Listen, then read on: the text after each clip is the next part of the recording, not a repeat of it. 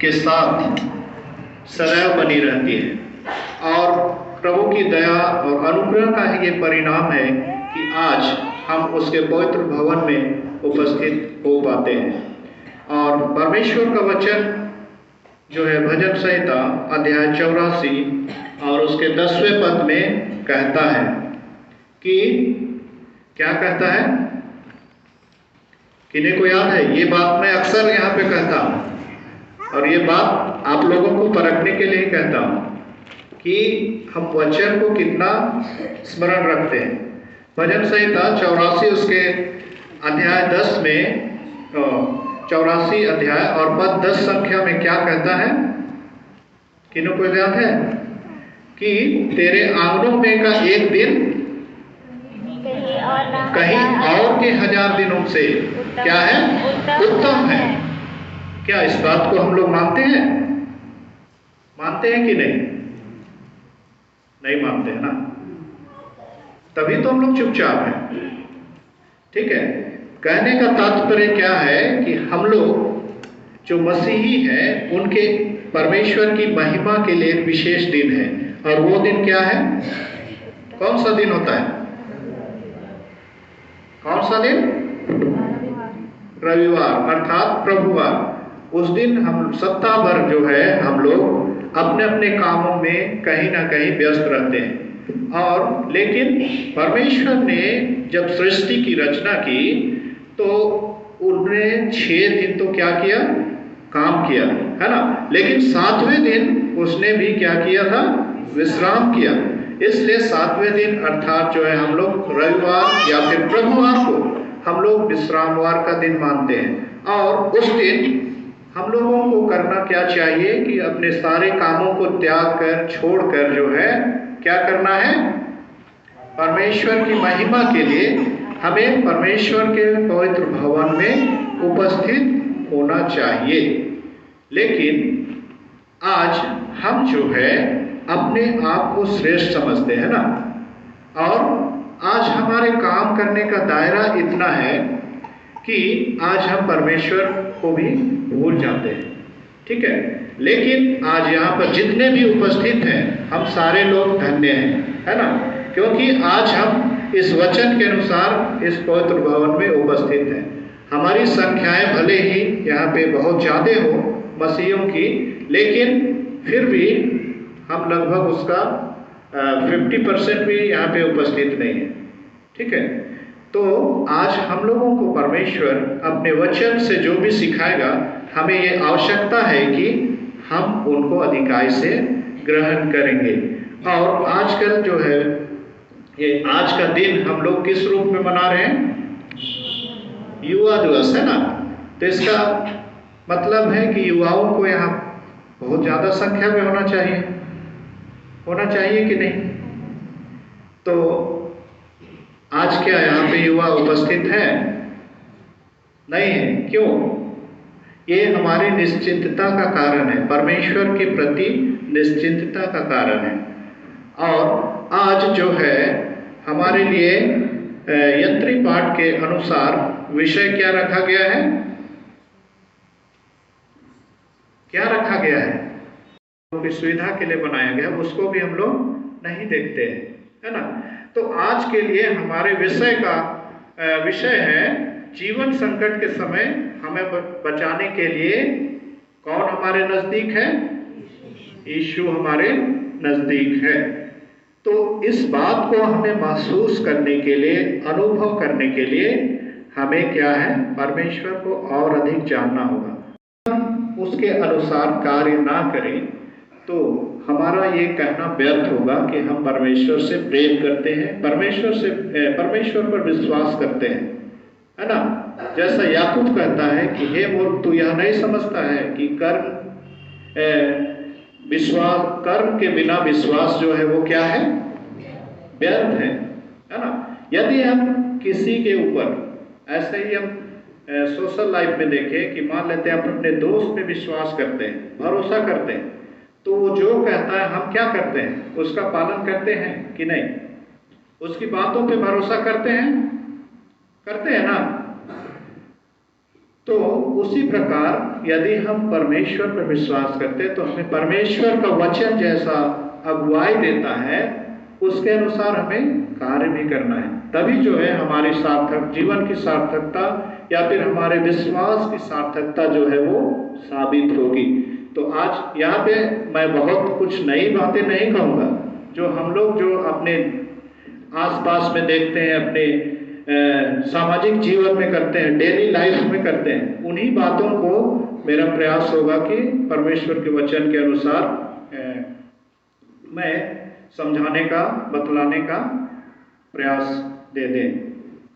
तो सबसे पहले हम लोग जो है आज याकूब की पत्री और उसके पहले अध्याय और उसके पद संख्या 2 से लेकर 8 पद तक हमने सुना, और इन पदों में जो है 2-3 बिंदुएं हैं, मुख्य बिंदुएं हैं जिन पर मैं इस समय चर्चा करना चाहूंगा।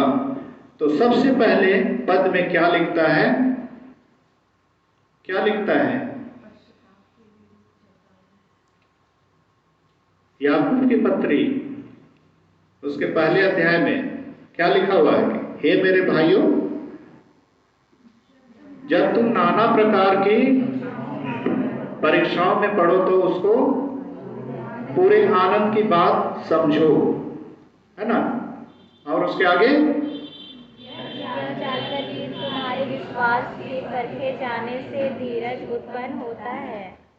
हाँ, पहले तो आया, क्या आया? परीक्षा। और उसके बाद दूसरा शब्द क्या आया? विश्वास। उसके बाद भी है बुद्धि है और कुछ कुछ है।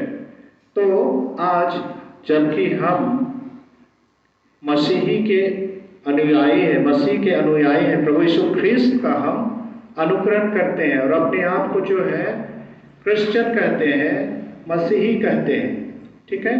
तो आज हमारे मसीही जीवन का सबसे बड़ा आधार क्या है?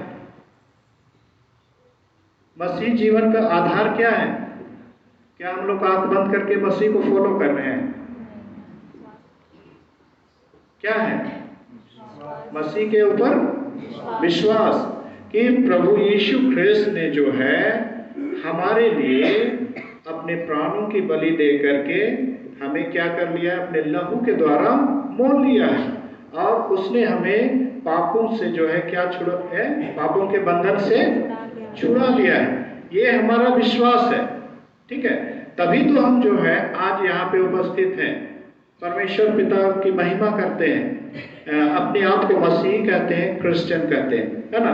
लेकिन आज विश्वास हमारा जो है कितने स्तर का है या फिर किस लेवल का है, इस बात को भी आज हमें परखने की आवश्यकता है। तो विश्वास सबसे पहले क्या है? विश्वास क्या होता है? इसके लिए हम लोग निकालेंगे इब्रानी, है ना? इब्रानियों के नाम पौलुस प्रेरित की पत्री और उसका अध्याय 11 और पद संख्या 1, ठीक है? उसमें क्या लिखा हुआ है? अविश्वास आशा की वस्तुओं का निश्चय और अनदेखी वस्तुओं का प्रमाण है, ठीक है? जैसे मैंने कहा अभी कि हम लोगों ने कभी परमेश्वर को देखा है, यीशु ख्रिस्त को देखा है, पवित्र आत्मा को देखा है? नहीं देखा है, लेकिन हम लोग जो है उसे क्या करते हैं? महसूस करते हैं, ठीक है?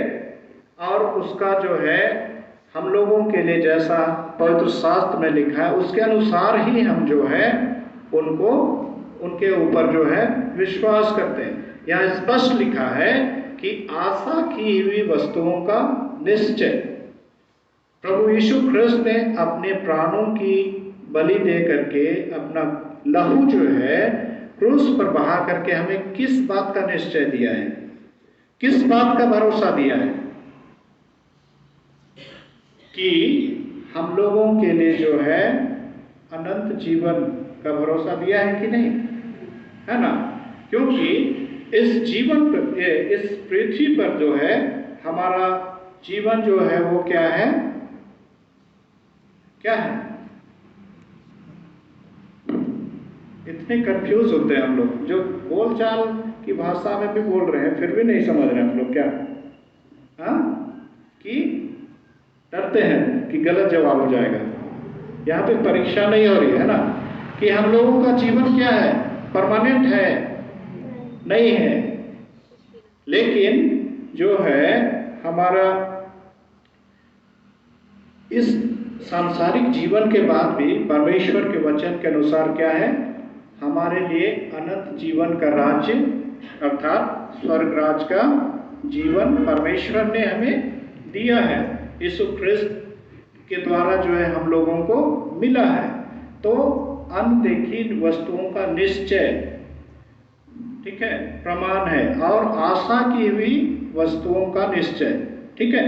तो हम लोगों को ये आशा है, हम लोगों को ये उम्मीद है, हम लोग विश्वास करते हैं कि हम लोग जो है इस पृथ्वी के जीवन से पार होकर जब परमेश्वर की महिमा के लिए इस पृथ्वी का जीवन जो है अर्थात शारीरिक जीवन हम लोग का खत्म हो जाएगा, समाप्त हो जाएगा, तब भी हम लोगों के लिए एक और नए जीवन की क्या है, क्या बोलते हैं, अवेलेबिलिटी या फिर उसकी मौजूदगी है ना। और वो जीवन कैसा जीवन होगा? अनंत जीवन का, ठीक है। तो इब्रानी 11 के 1 के अनुसार जो है हम लोग इस वचन के अनुसार क्या है कि अब विश्वास जो है आशा की हुई वस्तुओं का निश्चय और अनदेखी वस्तुओं का प्रमाण है। तो हमारा विश्वास इसी का तो प्रमाण है, नहीं तो हम लोग क्या अपने ईश्वर को देखे हैं? नहीं देखे हैं, लेकिन फिर भी हम लोग उसका अनुसरण करते हैं। और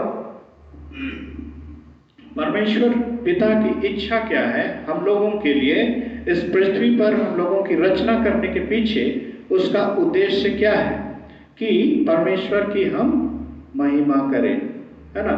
परमेश्वर ने जब इस पृथ्वी पर हम लोगों को बनाया अर्थात मनुष्य को बनाया, तब उसने क्या बोला कि जाओ इस सारे जगत पे, ये उत्पत्ति की बातें हैं, हम लोग अपने उत्पत्ति की बात को ही नहीं जान रहे ना। क्या करो?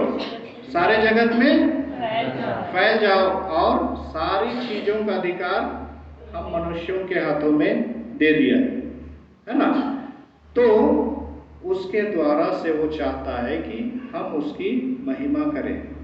और आज जो है हमारे जीवन में परमेश्वर की क्या स्थिति है, परमेश्वर के प्रति हमारा विश्वास क्या है, इन बातों को हम जानने और सीखने का प्रयास करेंगे। तो हम लोग जो है बाइबल में, पवित्र बाइबल में जो है विश्वास के बहुत सारे उदाहरण देखते हैं। बाइबल में बहुत सारे ऐसे पात्र हैं जिनके उदाहरण से जो हमें विश्वास के प्रति जो है हमारा भी विश्वास को बढ़ाने का कार्य करता है। लेकिन जैसे दाऊद हो गया, याकूब हो गया, और कौन कौन है, अब्राहम हो गया, है ना। ऐसे बहुत सारे नायक हैं बाइबल में जिनके जीवन से हमें प्रेरणा लेने की आवश्यकता है कि किस प्रकार जो है उन्होंने अपने विश्वास को परमेश्वर के ऊपर हर समय कायम रखा। ऐसा नहीं कि जब उनके सामने जीवन की सुख सुविधाएं मौजूद थी तभी उन्होंने जो है परमेश्वर के ऊपर भरोसा किया, और जब उनके जीवन में मुश्किलें आई, समस्याएं आई, तो उन्होंने परमेश्वर का साथ छोड़ दिया। ऐसा नहीं है ना। लेकिन उन्होंने जो है अपने जीवन पर्यंत तक परमेश्वर का साथ नहीं छोड़ा। तो ऐसे बहुत सारे उदाहरण हैं, लेकिन इन सब में जो है मुझे सबसे अच्छा उदाहरण लगता है वो है अब्राहम का उदाहरण। अब्राहम का उदाहरण जो है हमें उत्पत्ति और उसके 22वें अध्याय में मिलता है। हम लोग सब जानते हैं कि अब्राहम के जीवन में जो है संतान सुख की प्राप्ति जो है बहुत देर से हुई, है ना। उसके बुढ़ापे में हुई, जबकि उस समय कोई आशा और उम्मीद नहीं रहती है कि किसी को भी उस समय संतान सुख की प्राप्ति हो। लेकिन ये परमेश्वर का प्रेम, अनुग्रह और दया जो है अब्राहम के ऊपर बनी हुई थी कि उसने जो है अब्राहम को अपने बुढ़ापे में भी संतान सुख की प्राप्ति दी। और ये सुख क्यों प्राप्त हुआ अब्राहम को? क्यों सुख प्राप्त हुआ? क्योंकि अब्राहम ने जो है अपने जीवन भर परमेश्वर की महिमा की, परमेश्वर की आज्ञा और परमेश्वर की इच्छा के अनुसार ही अपने जीवन को व्यतीत किया।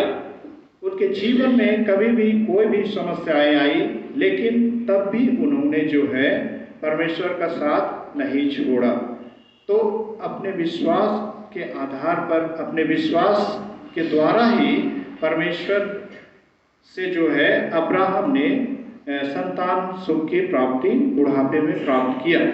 तो हम लोग यहाँ पे क्या देखते हैं, इसलिए मैं यहाँ पे कहना चाहूँगा, इसलिए मैं कह रहा हूँ ये उदाहरण जो है मुझको जो है सबसे अच्छा लगता है कि अब्राहम ने अपने विश्वास के कारण अपने इकलौते बेटे को भी जो है बलिदान करने से नहीं चूका, है ना।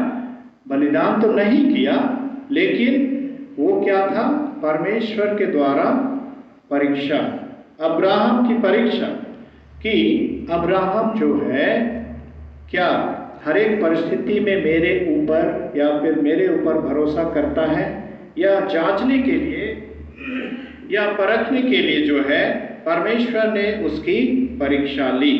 और इस परीक्षा में जो है अब्राहम अपने विश्वास के कारण ही जो है स्थिर रहा, और अपने विश्वास के द्वारा ही वो उस परीक्षा में जो है पास हुआ। और परमेश्वर के ऊपर उसका इतना भरोसा था कि कभी भी जो है उसने परमेश्वर से कोई सवाल नहीं किया। परमेश्वर ने उसकी परीक्षा इस प्रकार की कि उसने उन्हें आज्ञा दी